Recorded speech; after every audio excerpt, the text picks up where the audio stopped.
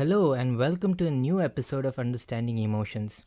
I am Sankalp and today I'm going to talk about acceptance and why I think acceptance is the key to developing emotional intelligence. It is so important, in fact, that I think without it one cannot even hope to become emotionally intelligent. So, what is this acceptance and how do we cultivate it? I think a good place to start would be to look at the opposite of acceptance: denial. If acceptance is what brings emotional health, then our lack of emotional health must have a measure of denial to it. What are we denying?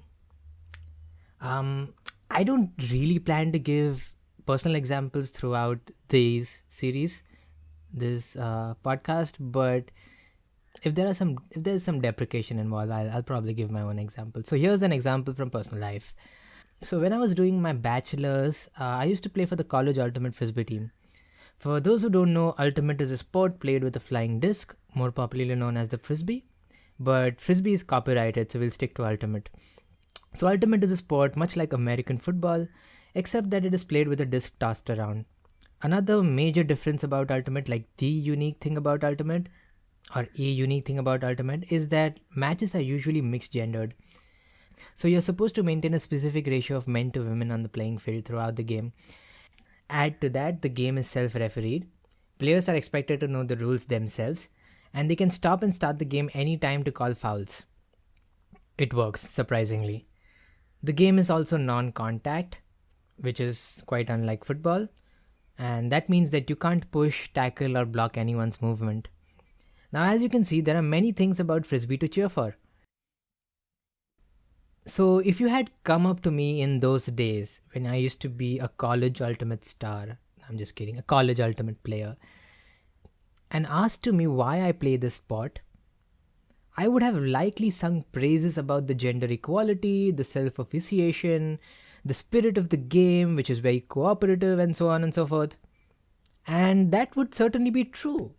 Those are reasons that appeal to me at the moment. But saying that I went on the playing field merely for these intellectual reasons, or even primarily for these intellectual reasons, would actually be a total lie.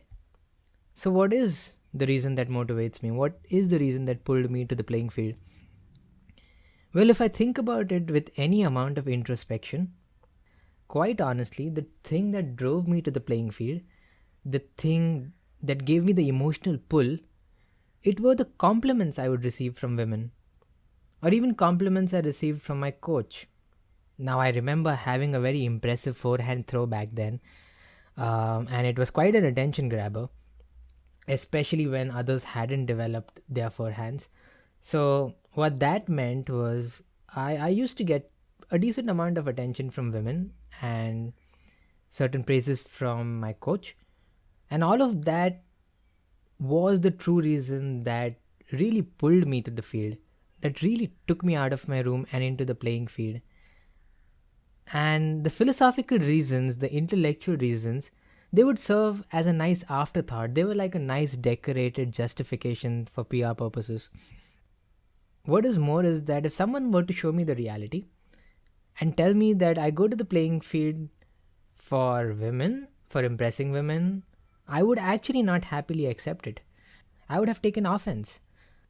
I would have denied the truth.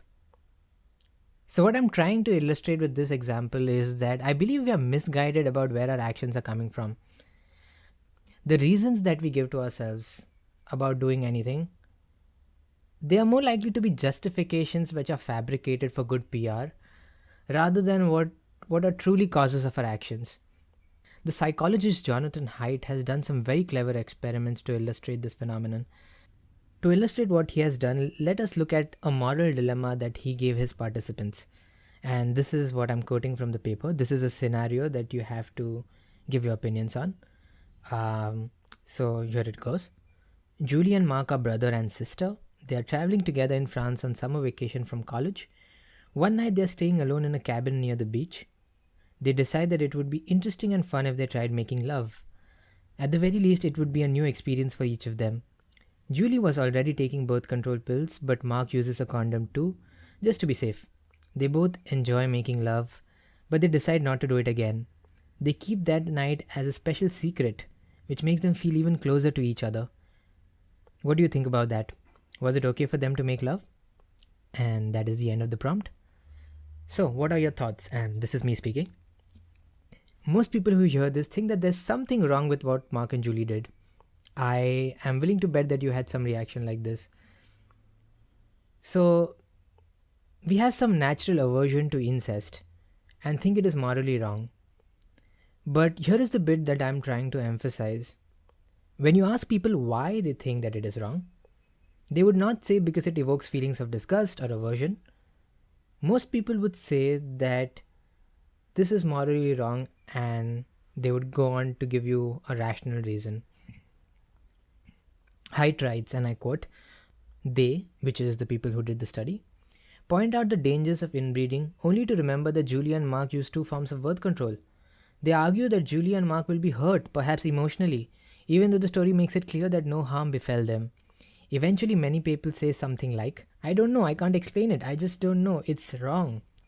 End quote.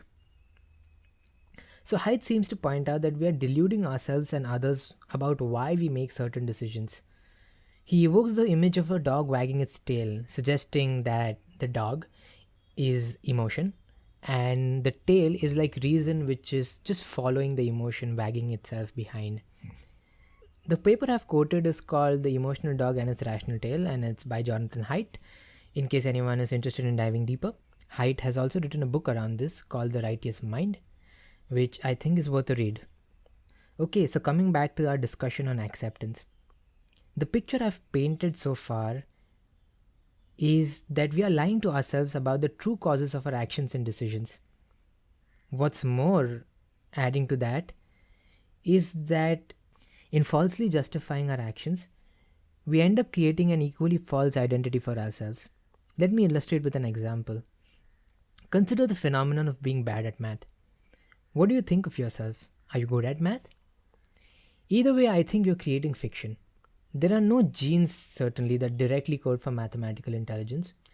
So when someone says they're bad at math, what I think is more likely happening is that there's some sort of discouragement or punishment even that they have received in school or while growing up that has to do with math. So perhaps they were discouraged in school for not solving a problem, or perhaps they did not get good grades, or perhaps simply that the material was presented in a boring manner. But from being discouraged or being bored in math class to forming our identities about being good or bad at math is a big leap. And I truly think that with good teaching and the necessary encouragement, the same person would have ended up liking math and considered themselves good at it. Sal Khan, the founder of Khan Academy, has shown in multiple talks that simply adding a step of gamification to the math learning process, and gamification could mean something like giving a scorecard at the end of an assignment or something, that simply adding a gamifying step to the math learning process could make someone who was at the bottom of the class go to the top of the class. In other words, someone can go from being bad at math to being good at math simply by making small tweaks in their learning process. Anyway, math aside, I hope now you can see how acceptance could be a powerful tool for developing emotional intelligence. And that is because acceptance can help us illuminate the egoic fictions that we delude ourselves with. One final note before we move on to some practical stuff. I am not suggesting that we are never motivated by rationality. I'm not saying that emotion and reasons are always at odds with each other either. And I'm certainly not saying that reasoning is pointless. In fact, I'm a big proponent of reason. All I am saying is that given an action, we might be deluding ourselves with why we took that action. The reasons you cite to yourself and to others could still be valid reasons in support of the action, but they might not be the motivating force behind your action. They might not be fueling your actions.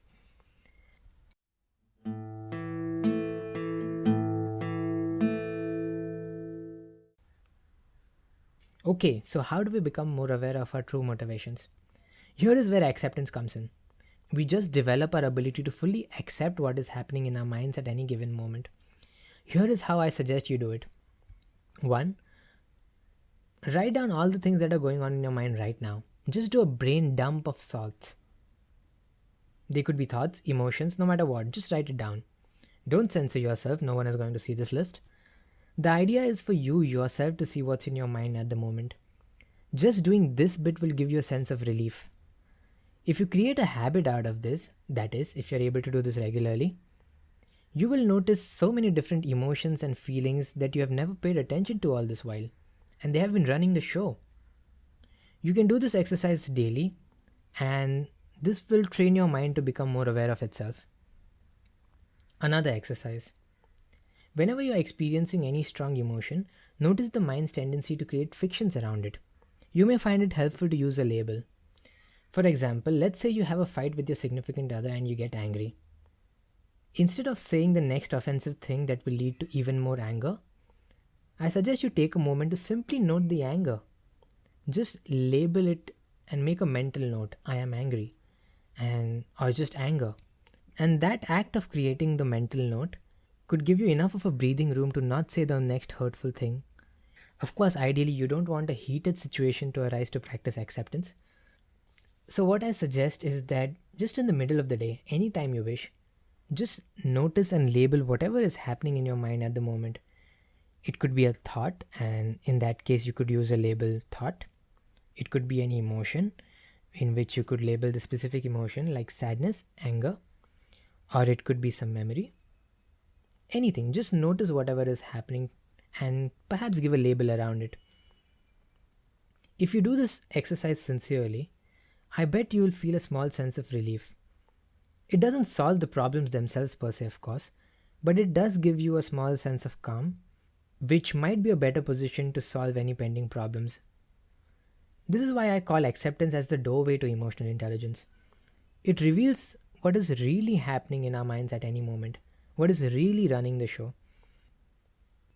So anyway, 2 practical tips, either a brain dump, ideally consistently, or just simply using mental notes and trying to punctuate your day with labels about whatever you're feeling or thinking.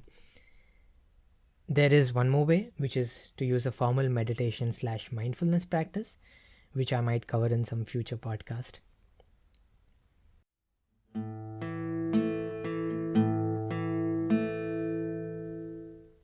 Okay, so thank you so much for listening to today's show. And thank you for all the great comments and encouragements that have followed from the inaugural 2 episodes. I am really, really happy to receive them. And I would really, really like you to keep them coming. It genuinely motivates me, and that is the only thing that will keep me going, honestly. So if you think that the topics I'm bringing up are important, please consider sharing the podcast on social media. I'm not looking to make a podcast that is super popular per se, because I'm not sure if emotional intelligence is something of a mass topic. But I am looking to connect to people and reach out to people who do care about emotional intelligence. So if you think that there's anyone that fits the description, I would be grateful if you share the show with them. And how can I forget? To make sharing simpler and to organize everything in one place, I have launched a new website. Woohoo! It is sankalpgarud.org, and it will have all the relevant links for providing comments, subscriptions, and so on. sankalpgarud.org, link is in the description. Again, thank you very much for listening. Keep your thoughts, questions, and comments coming. I am still trying to find my style with this podcast. So again, your feedback is extremely helpful. I will see you in the next episode. Thank you for listening.